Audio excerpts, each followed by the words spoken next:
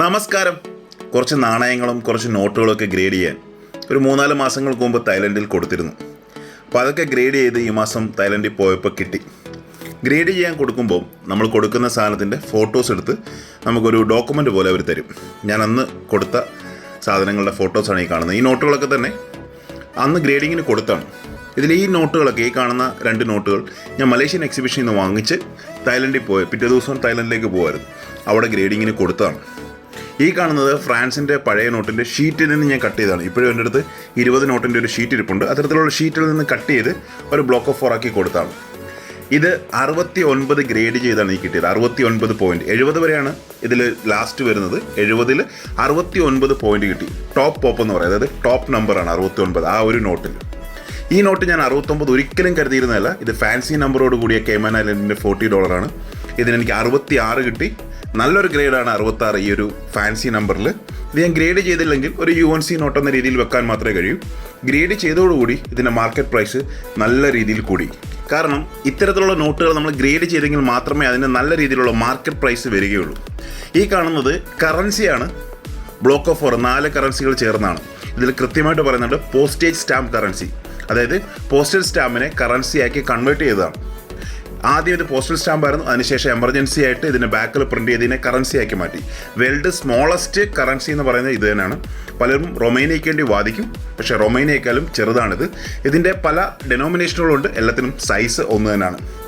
ഈ കാണുന്ന ഒരു നോട്ട് ഞാൻ ലാസ്റ്റ് മിനിറ്റ് തായ്ലൻഡിൽ നിന്ന് തന്നെ വാങ്ങിച്ച് ഈ 64 ഗ്രേഡ് കിട്ടുമെന്നൊന്നും കരുതി കൊടുത്തതല്ല. ജസ്റ്റ് ഗ്രേഡ് ചെയ്ത് വെക്കാൻ വേണ്ടി കൊടുത്താണ്. ഇത് അത്യാവശ്യം $300-400 വിലയുള്ള നോട്ടാണ്. 64 ഗ്രേഡിലാണ് എനിക്ക് ഗ്രേഡ് ചെയ്ത് കിട്ടിയത്. ഈ കാണുന്നത് ബുഖാറ സോവിയറ്റ് പീപ്പിൾ റിപ്പബ്ലിക്കിൻ്റെ കറൻസിയാണ്.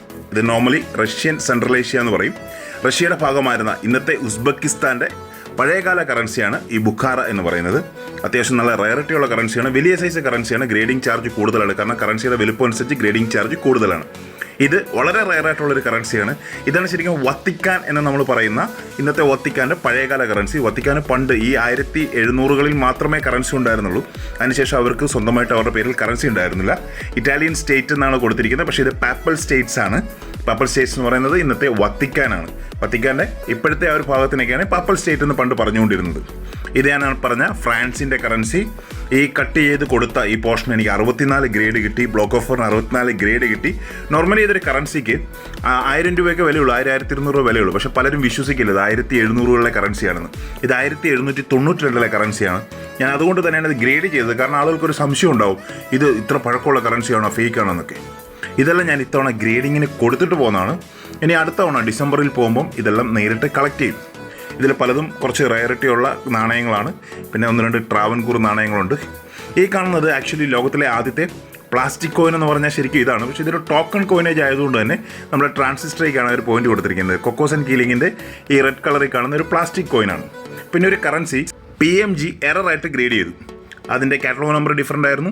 അത് ആക്ച്വലി അതിൻ്റെ ആ ഒരു ടൈറ്റിൽ തന്നെ ഡിഫറൻ്റ് ആയിരുന്നു. സാധാരണ അങ്ങനെ അത് കളക്ട് ചെയ്ത് വെക്കാറുണ്ട്. പക്ഷേ ഞാനത് റീഗ്രേഡ് ചെയ്യാൻ കൊടുത്തു. അത് ഫ്രീ ആയിട്ട് ചെയ്തു തരും. പിന്നെ കേമൻ ഐലൻഡിൻ്റെ $70 കണ്ടിന്യൂസ് ആയിട്ടുള്ള 3 നമ്പേഴ്സാണ്. 74, 60, 61, 62. അത് 3 കൊടുത്തിട്ടുണ്ട്.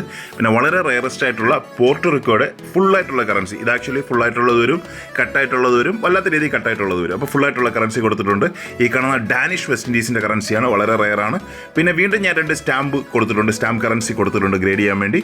ഇത് വളരെ റയറായിട്ടുള്ള ബ്രിട്ടീഷ് സുഡാൻ്റെ കറൻസിയാണ്. ഓൾറെഡി എൻ്റെ അടുത്ത് ഒരു ഗ്രേഡഡ് 63 ഉണ്ട്. എങ്കിലും ഞാൻ ഇതുകൂടെ ഗ്രേഡ് ചെയ്യാൻ കൊടുത്തിട്ടുണ്ട്.